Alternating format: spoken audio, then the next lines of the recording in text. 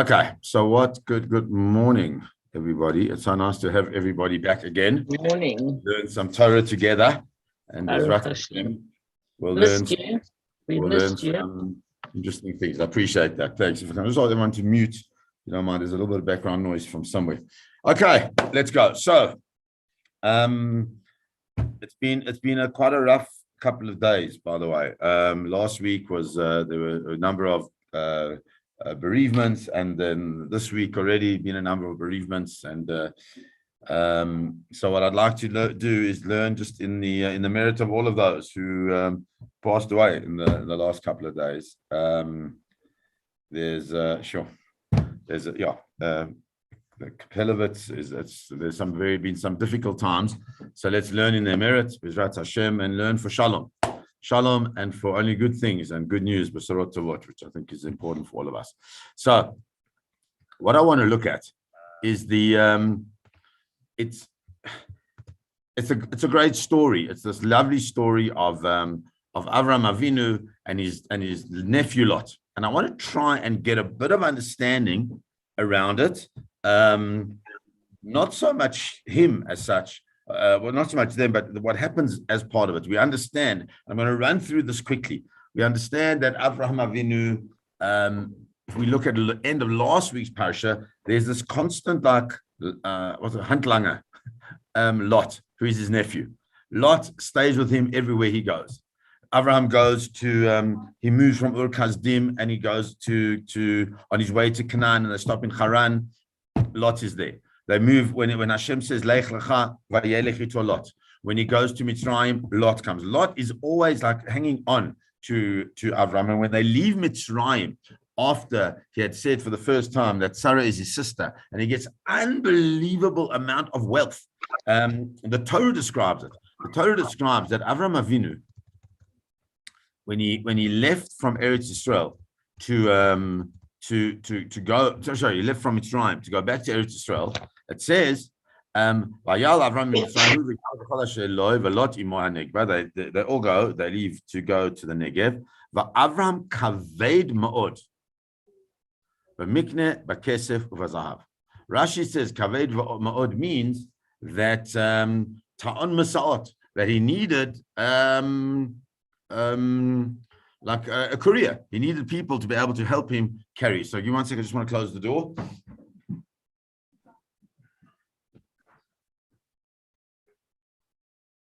Okay, so he needed like a courier. There was so much stuff that he had that he needed somebody to carry it.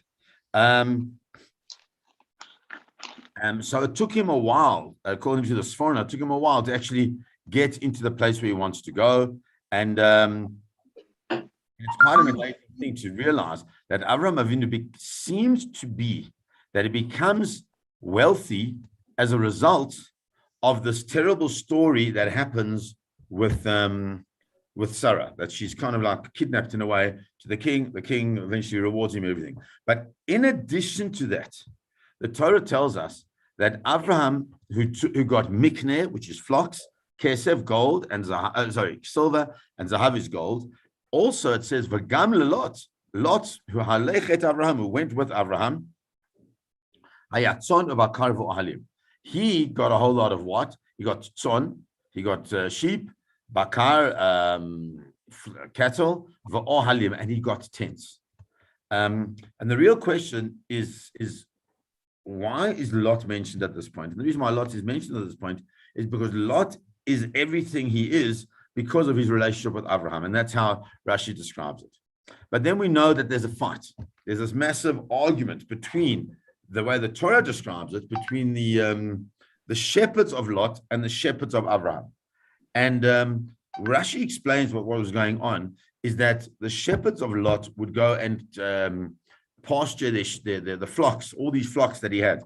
They'd pasture them in other people, in other nations' fields, which would obviously upset those other nations. And the shepherds of Avraham would tell the shepherds of Lot not to do that, and the shepherds of Lot would tell the shepherds of Avraham that they can do it because ultimately the land belongs to Avraham. He's got no heirs, and therefore he's going to hand it down to Lot, and therefore it's fine for the shepherds of Lot east, which is, we know, is completely krum. But what's clear from that is that Lot never in any way withheld or held back his own shepherds, allowing them to do what they needed to do. Perhaps he was even part of it and said, go eat wherever you want. It's at that point where Avraham Avinu says to Lot, at the end of the day, we can't live together. It's a chilul Hashem that everybody, the way the Nativit describes it, it's a chilul Hashem that everybody sees us fighting. So you go your way, I'll go my way. Shalom al Yisrael. And Lot, for the first time, goes on his own. And this is really where I want to start. Lot, for the first time, is no longer dependent, so to speak, on Avraham. And where does he, metaphorically and figuratively, pitch his tent? He pitches his tent next to the city of Sodom. And the Torah attests, the people of Sodom were terrible people. They were ra'im. Ra means bad, right? Rashi says, "Begufam." They did terrible things with their bodies. They just did terrible things. They were not nice to each other. They would hurt each other. They would hurt anybody who would come in that wasn't part of their crowd. Very cliquey, and anytime anybody would come in, they would just try and not have them be wanting to be part of that thing. Not only that, the Netziv explains from different midrashim. It says when it says that they were ra'im begufam, the way Rashi tells with their bodies, it means that they did every single physical avera you could possibly imagine. And what is the most thing? Noafim im eshet re'eyim. The worst thing that they did is that there was what do they call it? Like, what's it called? Swinging, wife swapping, something like that, where they were just, everybody was busy with everybody else's wife and husband. And what that created was that was the culture of the place, but what that created was this enormous jealousy amongst each other. And therefore the Adam lecha space is completely toxic. Okay? Having said that, Avram goes on his way, Lot goes on his way, and then the Torah says that Hashem comes and gives Avram a bracha, and he says, don't worry, this is all yours. And then the Torah relates this incredible war that happens. And this is really what I want to look at. Not the war itself again, but just the consequences of it. That there's this, that it's the time of Amraphel, the melech of Shinar, the king of Shinar, Arioch, melech Elsar, Kedar La'om, melech Elam, V'tid'al, melech Goyim. There are these 4 kings of great nations. And they asu milchama et Bera melech Sodom. They fight against Bera, the king of Sodom, Birsha, the king of Amorah, Shinav, the king of Adma, of Shem Aver, the king of Tzvuim, and the king of Bela. And all of these, so it's 4 kings against these 5 kings. And they come together in this, what was a beautiful plain, a beautiful valley, and they come and have this fight.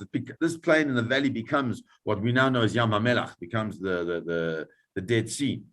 And for 12 years, they battle each other. They battle and they're battling and they're battling. The 13th year, there's a rebellion. And on the 14th year, they come in and the 4 kings smash completely the 5 kings. They just destroy them. That's fascinating that the Torah goes through the details. We haven't got time to go into that. But the Torah goes through the details of where and how they did. And what happens is, we know that it says after they destroyed them, they took everything that was in Sodom and in Amorah and all their food. They totally decimated the economy of the place completely. And then it says something. They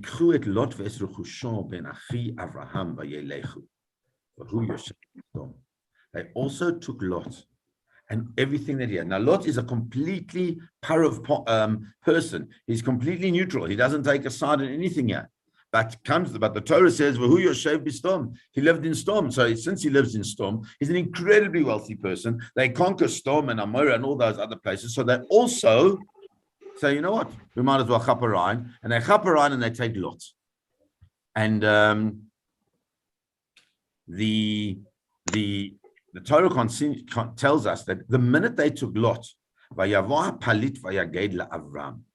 that this palit, a palit is like a messenger, we would translate it. So on a simple level, ha palit seems to imply that there was somebody that Avraham Avinu always had, who was looking and just checking to make sure that Lot was okay.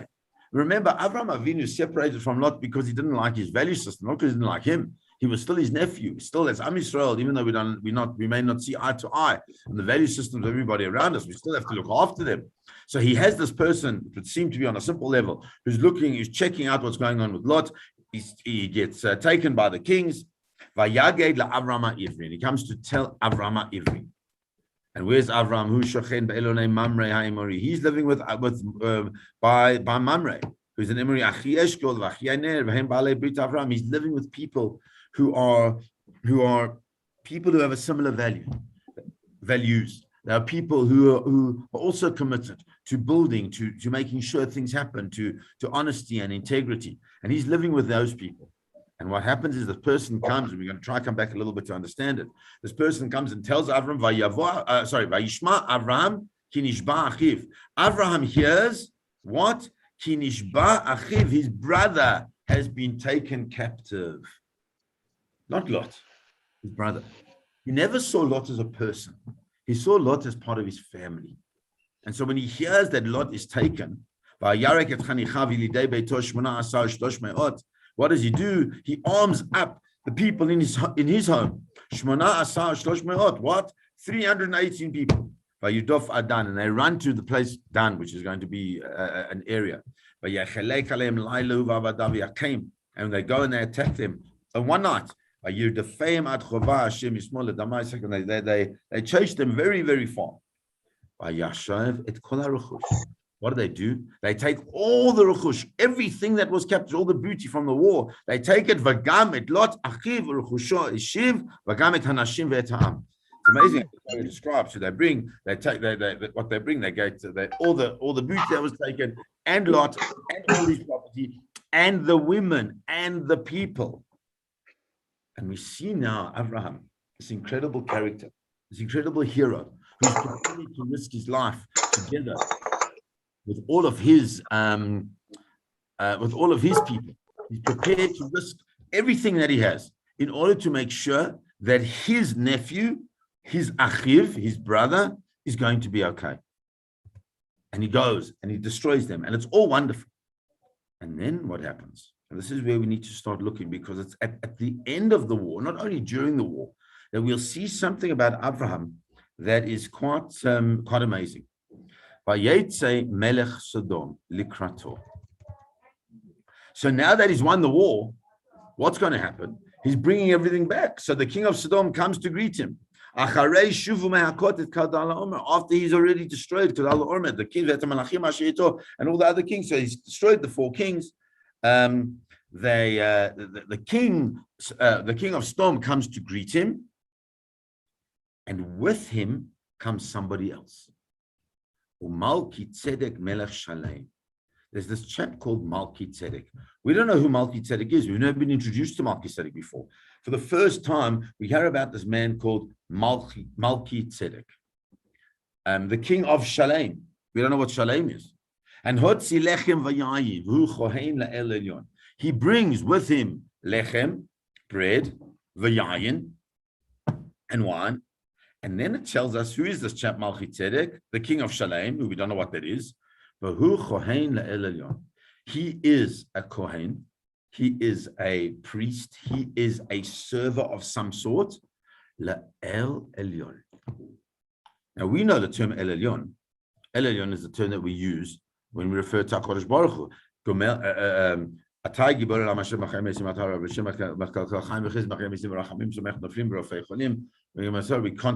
refer to Hashem as El Elyon, Gomel Chasadim Tovim. He's the one who does good deeds, but this El Elyon refers to HaKadosh Baruch Hu. So the Torah says that this Malki Tzedek is the king of Shalem. He brings lechem and bread and wine, and he's the Kohen. So who is this person? Rashi tells us from the Midrash Agada, who Shem ben Noach. Who is this person? The Midrash Agada tells us that Malki Tzedek is Shem ben Noach. He's Shem, the son of Noach. And all of a sudden, if that indeed is the case, the way the Midrash wants us to understand it, is you now have a convergence. Remember that we learn in Pirkei Avot There are 10 generations from Adam to Noach. Okay, those all disappear. Those are gone. We don't have any of that left. Then there are 10 generations from Noach to Abraham. And we don't know much about those generations of Noach to Abraham, but there is a link between the generations of Noach to Abraham. And that is Shem. And Shem, who is the son of Noach, he comes out. He is the Melech Shalem. He's the king of Shalem. We're trying to understand what that means. And what does he bring? Lechem v'yayin. He brings bread and wine. So why does he bring the bread and wine? So look at this. Kach oitzim li'yigei milchama. That's what you do when a person comes back from war. You bring them bread and you bring them wine. Why would he do that? And he comes to show it's a peace offering. Rashi wants to say. He has no animosity towards Avram Avinu for the fact that Avram Avinu killed his children. Kedala Orma and all those chevra, those are the children of Shem. Which means, by the way, that they're the cousins of Avram, but that's a different discussion. And he says, I don't mind that I understand. You had to kill them. You had to go. There was an injustice done, and you are the man of justice. And he brings them the lechem and the yain. And Rashi says it's not only a practical thing, but there's something else there. Midrash Agada ramaz lo ala menachot ala nesachim she'akrivu sham banav. He's also coming to show him something. He's coming to show him that, Avram Avinu, I'm from the progeny of Noach. I'm going back all the way back to the beginning of the new humanity, let's call it. You, Avram Avinu, are taking this humanity now to the next level. And you need to understand that I come from Shalem. What is Shalem? Will be ultimately become Yerushalayim. And I'm bringing you lechem and yaim. I'm bringing you bread and I'm bringing you wine. Why? Because you need to understand, Avram Avinu, that you are going to carry that bread and wine with you as the father of the nation, because the bread are the menachot, are the certain types of offering, and the wines are the nesachim, are the libations that you're going to be doing here in this place. Your children will do that, and that's why he is the Kohen of God on high. He is the one who is ultimately the greatest. And can you imagine? Malki Tzedek is the king of Shalem. He's been sitting there for 10 generations on his own. We don't know what he did there. We don't have any. The Midrashim describe different things, but he's on his own. And he has this man who is the Kohen Le'el Elyon. The way the Netziv describes what that means, he's the Kohen Le'el Elyon, Lamaila Mikol HaKochot She'umot HaOlam Ovdim. You know what El Elyon means? El Elyon means the God above, the God higher than all the other avodah zarah, any type of idol worship that anybody believed in at that point in time. Here was an individual who stayed true to the faith in HaKadosh Baruch Hu.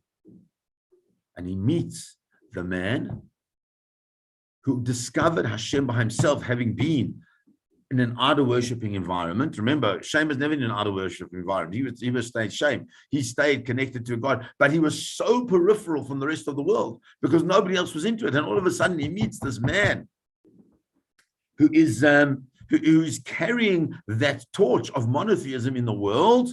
And what are his first words to him? Vayevarachehu. He blesses him. And he says to them, Vayomar Baruch Avram Le'el Elyon Koshnei Shamayim Va'aretz. The first thing he says to him is, I'm going to give you a bracha. I'm going to give you a bracha. Baruch Avram Le'el Elyon. May you be blessed Le'el Elyon, to that God that I have been committed to for all these hundreds of years, that you have also found. Who is he? He is the Konei Shamayim Va'aretz. What does it mean? This Konei Shamayim Va'aretz. How does it work that Hashem is the Konei? Means to own, to buy, to acquire. So what does it mean that he's Konei Shamayim Va'aretz? So we can understand it perhaps in a way, in the way the Sforno explains.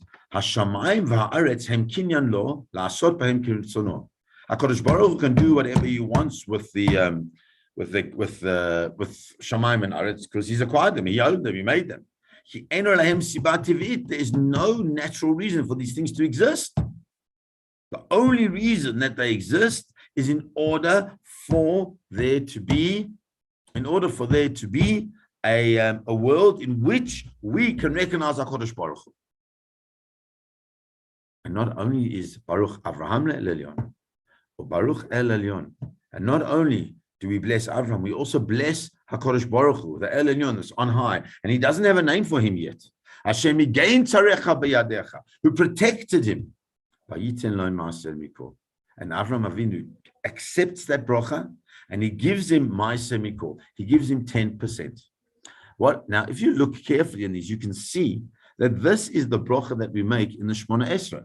It's the first of the brachas of the Shemona Esrei. Baruch atah Hashem Elokeinu v'Elokei Avraham Elokei Yitzchak v'Elokei Yaakov Hakel HaGadol HaGibor v'Hanora El Elyon. Right? Konei Shamayim v'Aretz. We say on Shabbos. We say all these things, and Baruch atah Hashem Magen Avraham, like Migain Tzarecha.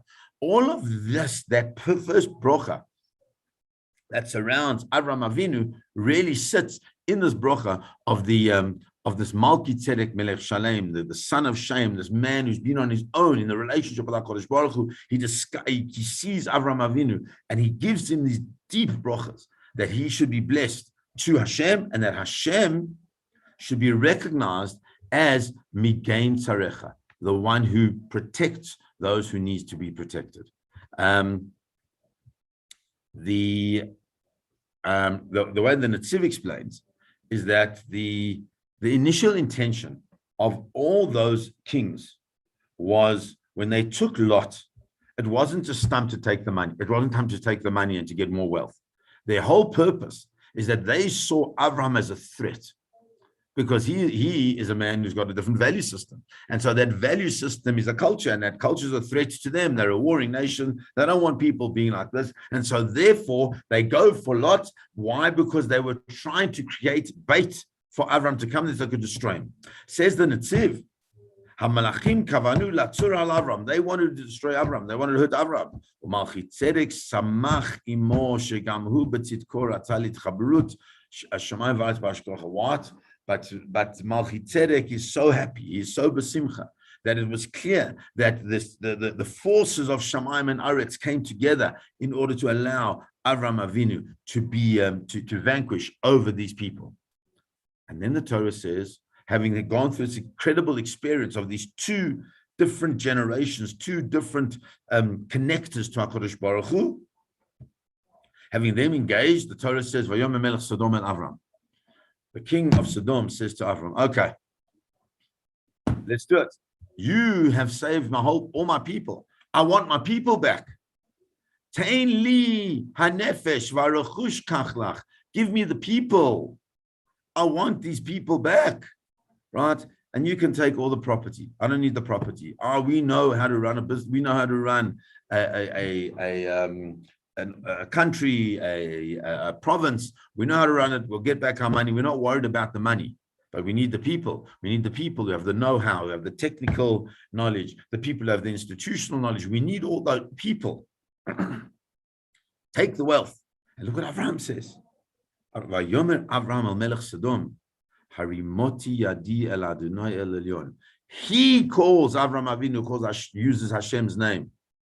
Konei Shamayim v'Aretz, using the same reference to the way Malchi Tzedek described him. He says, hold on a second. I want you to elevate my hands above everything. Imichut v'asroch now, from a thread to a shoelace. And if I take anything of yours, so I don't want it to be that you can go around to say, what? And I made Avraham Avinu wealthy. All I want is just my costs, whatever the people ate. And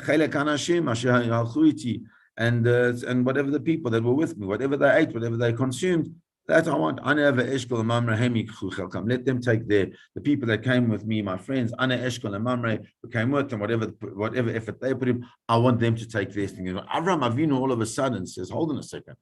I don't want anything from you. I want no valuables from you. I've never taken not even a shoelace. I've never even taken a strochnal, a shoelace. I haven't taken one little anything. And if that's the case, okay, I don't want to take anything at all. And on that point in time, we have to ask ourselves, Avraham Avinu missed something. Because the Gemara tells us that Avraham Avinu is this man who is so involved in bringing people closer to monotheism. Here is the king of Shalem. This is Malchi Tzedek. This is this person who has held onto his Masorah for so many hundreds of years, seems to be even on his own. And Avraham Avinu has got this opportunity to do something with the people. All these people from Sodom we know are so evil, are so debased, are so terrible. Why doesn't Avraham Avinu take the opportunity to try and teach them something? He doesn't. He just says to the king, I don't want anything to do with any of the booty. I don't want any of the physical possessions, and I haven't taken one little thing. And on that, the Gemara is a little bit critical. Because when we come to these engagements, and we come to any type of engagements, often we say, hold on a second, I don't want to be involved. But perhaps our involvement is something that we could do something in order to change the people that are involved throughout Kiddush Hashem. Comes along the Rashi, and Rashi says, what does it mean? He says, he says, I haven't taken one thing at all from any of the booty. No one should say that I took anything. And because why?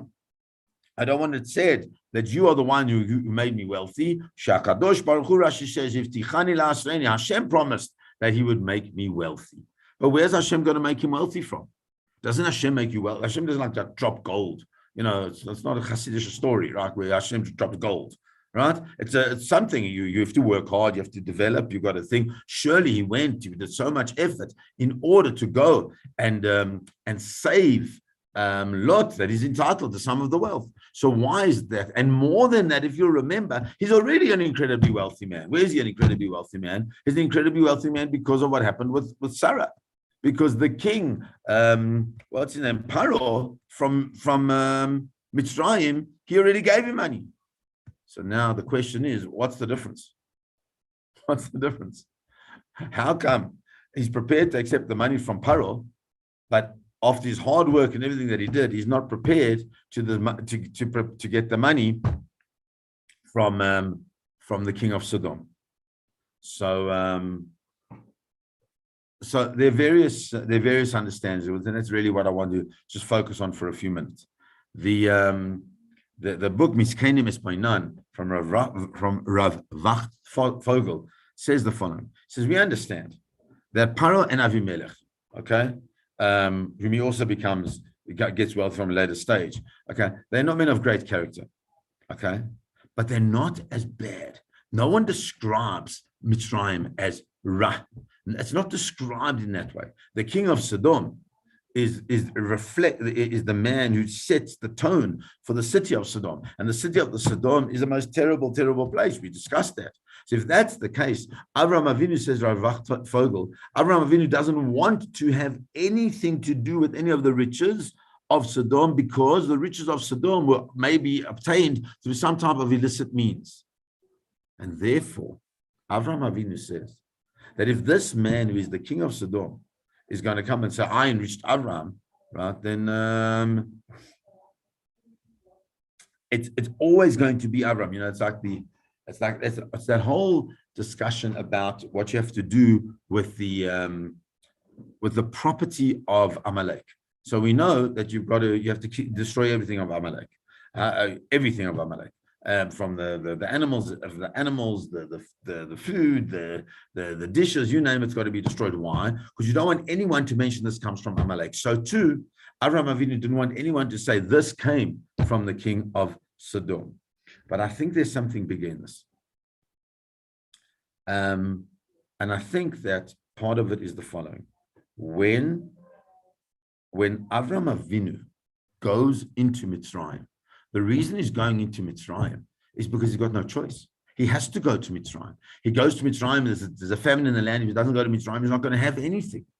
So what does he do? He goes there, and whilst he's there, things play themselves out. He never asked for it. He didn't want to be part of it. It just happened to be that was the circumstance. And so therefore, when he gets the stuff that he gets as a result of the circumstance that HaKadosh Baruch Hu puts him into, so therefore he's prepared to accept it. However, when it comes to Sodom, it wasn't Hashem that put him into that position.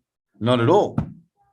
he finds this palit, whoever it is, who comes and tells him that Lot has been kidnapped, tells him what to do, and Avram Avinu on his own, because he understands the importance of arevut, of that we're all responsible for one another. Avram Avinu puts together his little army, and he goes in order to save Lot, which is a great chesed that he was doing.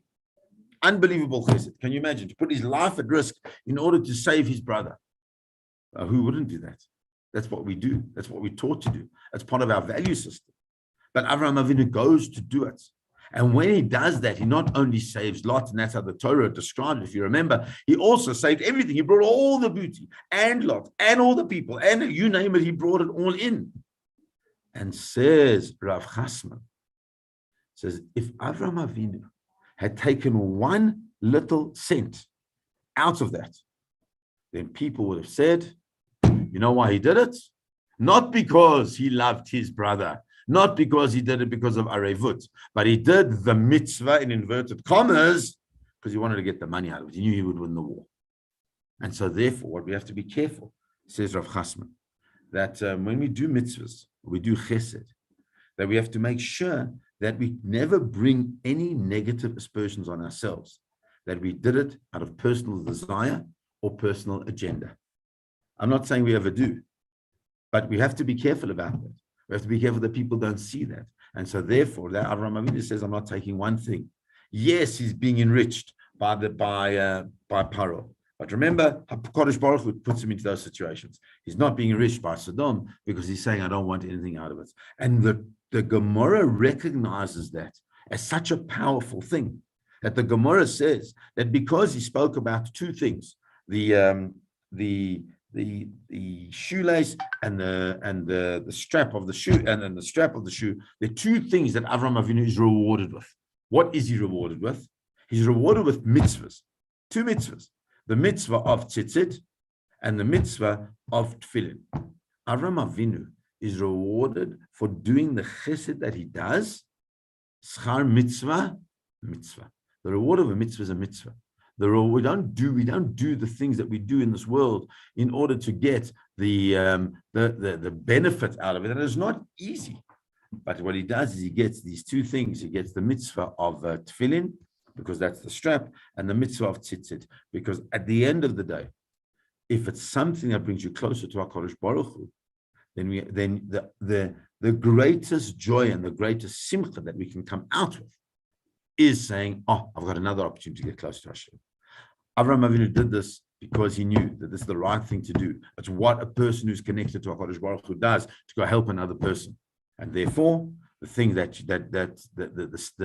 the outcome of that is a closer relationship with HaKadosh Baruch Hu himself. And I think that that's one of the great lessons that we can learn from the stories of Avraham Avinu, is that none of them are motivated by self-need. They're all motivated by a relationship with HaKadosh Baruch Hu. When he davens for Sdom not to be destroyed, you have to see that's quite subtle. But when he davens for Sdom not to be destroyed, it's not because he doesn't want Sdom to be destroyed. He doesn't want there to be a Chilul Hashem. All through when he goes and he tells Avimelech later on in the parasha, he tells Avimelech that he didn't say it was his wife. He said it was his sister. Why? He said, because I recognized that there was no fear of Hashem in this place. He said, because everything, my world is about a connection to Hashem, and everything I do needs to connect me. And so perhaps one of the things that we can take out of this in our lives is that, and it's hard, is what is our motivation when we do our mitzvot that we do? Are we motivated because, and I'm not trying in any way casting aspersions on anybody, but our question is, am I motivated because I want to connect to Hashem, or am I motivated by something personal? The personal motivation that says, mitoch shelo lishma ba lishma, it's okay. As long as it's part and parcel of the process of growth, then we too can take on the greatness of Avraham Avinu. So have a beautiful day, everybody. I hope that we learned something together, and hope you